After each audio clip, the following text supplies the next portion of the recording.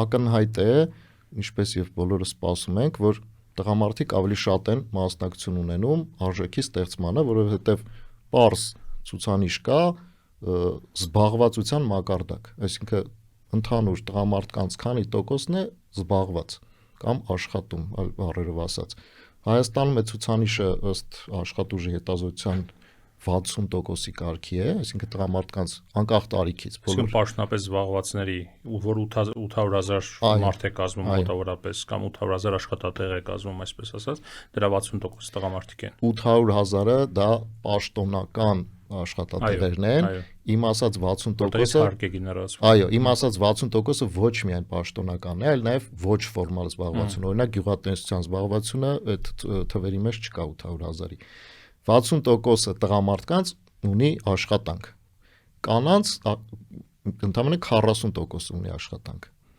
Այստեղից արդեն հասկանալի է, որ կանայք ոչ ամբողջապես են մասնակցում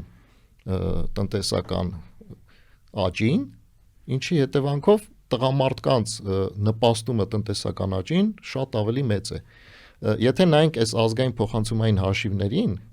որը մենք առաջին անգամ իրականացրել ենք 2019 թվականին, 23 թվականին տվյալները թարմացրել ենք, ապա 23 թվականին մեկ շնչի հաշվով մեկ տղամարդու ստացած աշխատանքի համար վարձատրությունը կազմել է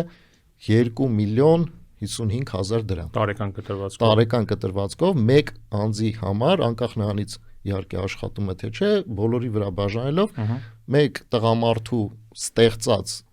եկամուտը աշխատանքի դիմաց 2 միլիոն 55,000 դրամ է, իսկ մեկ կնոջ ստեղծած եկամուտը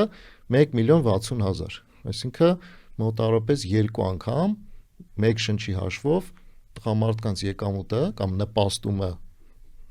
հնային ավելի բարձր է, քան կանանցը։